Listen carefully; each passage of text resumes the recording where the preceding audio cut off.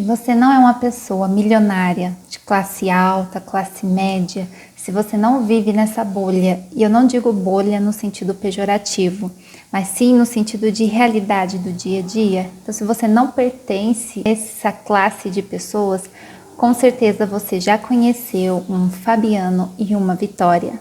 Apesar de minha família ser mineira e esses personagens serem nordestinos, enquanto eu lia a história, eu não me senti distante dessas pessoas. Eu conseguia ver meus pais, meus avós passando por situações semelhantes à dessa família. E é isso que faz um livro ser um clássico.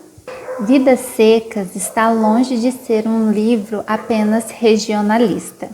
Graciliano Ramos ele tece uma denúncia social, a desigualdade entre homens, a opressão social e a injustiça. Esses são os temas principais do seu livro. Essa obra é o retrato da família brasileira nos dias de hoje também. Em todo o Brasil há um Fabiano, uma Vitória que apenas sobrevive. Embora essa história narre a fuga de uma família no sertão nordestino da seca, em momento algum, o esmagamento de Fabiano e de sua família é explicado apenas pela seca ou por qualquer outro fator geográfico. Ao longo dos capítulos, é-nos mostrado as injustiças que essa família passa por ser pobre. Enquanto eu estudava para poder fazer essa resenha, eu li que uma das características do Graciliano Ramos é que seu herói é sempre problemático. Ele não aceita o mundo, nem aos outros, nem a si mesmo. E Fabiano me mostrou isso. Em algum momento ele se sente homem, no sentido de ser humano, de alguém que merece respeito, mas também tem alguns momentos que ele se acha um bicho, alguém que não merece ser respeitado pelos outros. Fabiano, você é um homem, exclamou em voz alta. Pensando bem, ele não era homem, era apenas um cabra ocupado em guardar coisas dos outros.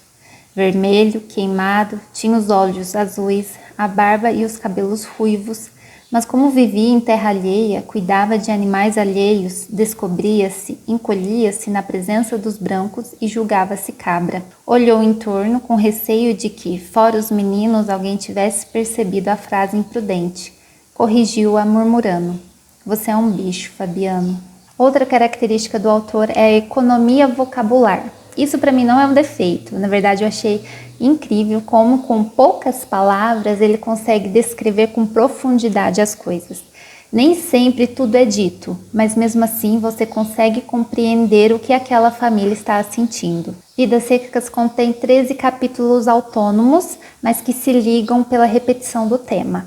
Quando eu terminei o capítulo 1, eu pensei na mesma hora, nossa, isso aqui parece um conto, porque ele tem começo, meio e fim. Ele começa com a família fugindo da seca, eles cansados, porque a viagem é longa, debaixo daquele sol quente, até que eles chegam a uma fazenda, aparentemente abandonada, e lá Fabiano começa a ter um pouco de esperança. Ele vai ficar naquela fazenda, ele e Vitória têm certeza de que vai chover, então a água vai voltar, já que está tudo seco, os rios secos, os animais mortos por conta da seca, e ele começa a ter esperança. A cachorrinha baleia consegue pegar um bicho para eles comerem, que eles estão com fome, a farinha tinha acabado, a água tinha acabado, e terminamos o capítulo com o Fabiano bem esperançoso. Então é um capítulo que tem começo, meio e fim. E durante a minha pesquisa eu encontrei um trecho de uma carta que Graciliano escreveu falando exatamente sobre como ele estruturou este livro. No começo de 1937, utilizei num conto a lembrança de um cachorro sacrificado na Maniçoba, interior de Pernambuco, há muitos anos. Transformei o velho Pedro Ferro, meu avô, no vaqueiro Fabiano. Minha avó tomou a figura de Sinha Vitória. Meus tios pequenos, machos e fêmeas, reduziram-se a 2 meninos. Habituei-me tanto a eles que resolvi aproveitá-los de novo. Escrevi Sinha Vitória, que é um dos capítulos do livro. Depois apareceu Cadeia. Aí me veio a ideia de juntar as 5 personagens numa novela miúda. Um casal, 2 crianças e uma cachorra, todos brutos. Lembrando que tem mais um personagem que mal aparece na história, ele só é mencionado, que é o papagaio da família. Então, além da cachorra, eles tinham um papagaio, mas no capítulo 1 Sim, a Vitória nos revela que ela teve que sacrificar o papagaio para eles poderem comer porque eles estavam com fome. As personagens são humanas, sem exagero. Temos Fabiano, um homem trabalhador, ignorante e às vezes sonhador. Acompanhamos ao longo da história a vida esmagando os sonhos dele. Vitória, sua esposa, o único sonho de Vitória é ter uma cama de couro, já que a cama de tapas que eles dormem tem um caroço no meio que é extremamente desconfortável e ela quer ter uma cama mais macia para dormir. Os filhos são chamados de menino mais novo, que é aquele que tem o sonho de ser como o pai quando crescer, e o menino mais velho, que o sonho dele é ter um amigo e ele se contenta com a cachorrinha baleia. O soldado amarelo, ele representa a autoridade do governo, aquela que ignora a existência dos pobres, apoiando apenas aqueles que têm dinheiro. E o patrão de Fabiano, dono da fazenda, é aquele que mostra para Fabiano que não é apenas a autoridade do governo que vai pisar nele, aqueles que têm dinheiro também farão o mesmo. Sabia perfeitamente que era assim, acostumara-se a todas as violências, a todas as injustiças. Tenha paciência, apanhar do governo não é desfeita. Governo, coisa distante e perfeita, não podia errar. Um dos capítulos que mais marca a maneira como essa família se sente comparada às outras pessoas é o capítulo da festa.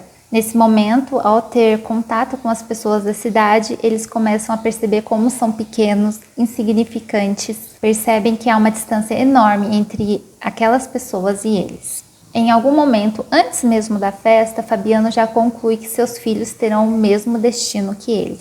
Os meninos, quando crescessem, guardariam as rezes de um patrão invisível, seriam pisados, maltratados, machucados por um soldado amarelo. Ele diz essas palavras ao passar por uma situação bem ruim, quando ele vai à cidade fazer umas compras que eles precisavam de algumas coisas em casa e ele se envolve numa pequena confusão com o soldado amarelo. Ele foi injustiçado, Fabiano não fez nada demais, apenas se defendeu e acabou sendo preso. Nesse capítulo vemos Fabiano questionando, a autoridade do governo, imaginando o futuro dos filhos dele e como ele foi injustiçado ao ser preso por não ter feito nada. Graciliano Ramos transmite uma versão amarga da vida dos retirantes e o livro termina como começou, em um movimento circular que aprisiona as pessoas. Embora a seca chegue de novo, forçando essa família a se mudar, em momento algum vemos que é exatamente a seca que faz essa família ficar saindo de um lugar para o outro. Afinal, pessoas que têm autoridade, como o soldado amarelo, ou pessoas que têm dinheiro, como o patrão de Fabiano, elas não se mudam. Fabiano não tem dinheiro, proteção nem educação. A única coisa que ele tem é a saúde que o permite trabalhar, mesmo que ele não seja remunerado devidamente. Ele tem que plantar para comer, o pouco dinheiro que tem mal dá para os itens básicos da família, por isso a seca o prejudica mais do que aos outros. Todas as personagens em algum momento da história têm sonhos, mas vemos esses sonhos se dissipando aos poucos conforme a vida vai os esmagando. Apesar dela ser uma história dramática, ela também tem momentos engraçados. Eu dei um pouco de risada em alguns capítulos. Um dos exemplos é quando Fabiano ele tenta se comunicar como o antigo patrão dele, o seu Tomás, que falava bonito, era um homem estudado, um homem que lia muito. E Fabiano se considera bruto, se considera burro, alguém que mal fala. É uma família que não se comunica muito. Eles mais se resmungam do que se comunicam. E um momento ele tenta falar bonito e soa mais ou menos assim. Nesse ponto, um soldado amarelo aproximou-se e bateu familiarmente no ombro de Fabiano. Como é, camarada? Vamos jogar um 31 lá dentro?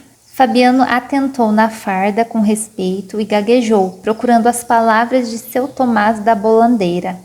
Isto é, vamos e não vamos, quer dizer, enfim, contanto, etc. É conforme. Outro momento engraçado também é quando Fabiano e sim a Vitória brigam porque ela quer uma cama de couro, mas eles não têm dinheiro para isso e Fabiano culpa ela, dizendo que ela gasta exageradamente com coisas à toa, como um sapato que ela tem, que é o único sapato que ela tem para festa, para eventos, que é um sapato de salto. E ele diz que quando ela usa aquele sapato, ela parece ter pernas de papagaio. Essa mulher ficou brava com esse homem. Eu tô do lado dela, mas é um capítulo engraçado quando ela fica remoendo o que ele falou para ela. Eu terminei a leitura impactada, não apenas com a realidade apresentada aqui, como eu já mencionei, não é uma realidade muito distante da minha vida, mas impactada com a escrita de Graciliano. Eu não esperava gostar tanto, eu não esperava que eu iria ler e querer ler ainda mais dele. Se você teme ler este clássico, não deixe esse receio impedir que você conheça uma história incrível e um autor mais incrível ainda.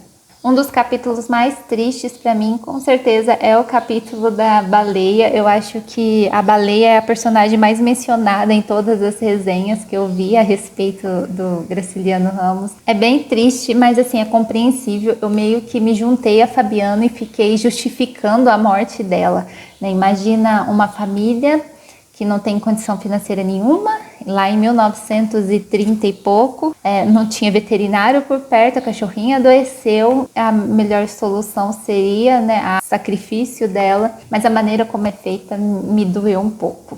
Aí essa parte eu não defendo o Fabiano, não. Ao longo do livro eu fiz várias anotações, eu fui escrevendo o que eu fui sentindo, alguns pontos que eu me identifiquei, ou que eu achei bonito, que eu achei interessante. E aqui na primeira página eu escrevi algumas coisinhas assim. Este livro é o retrato da família brasileira nos dias de hoje. Em todo o Brasil há um Fabiano, alguém que sobrevive. É impossível não refletir sobre cada capítulo ao terminá-los. Eles ficam muito tempo em minha mente. E os capítulos, eles dá para ser lidos sem uma continuidade. Por exemplo, o capítulo da cadeia mesmo. Eu achei que no capítulo seguinte a gente teria o ponto de vista da Vitória, porque é um capítulo dela, que ela falaria, né, sobre o marido ter sido preso, ele não voltou para casa naquele dia. Mas não, pensar em outras coisas. É o capítulo que ele fala que ela tem as pernas de papagaio, o Fabiano está em casa. Então dá para ver que passou um tempo grande entre a prisão de Fabiano e este capítulo de Vitória. Então por isso que os capítulos do livro são episódios da família, não são sequenciais. E o livro termina como começa, né, com a família se mudando novamente porque a seca chegou.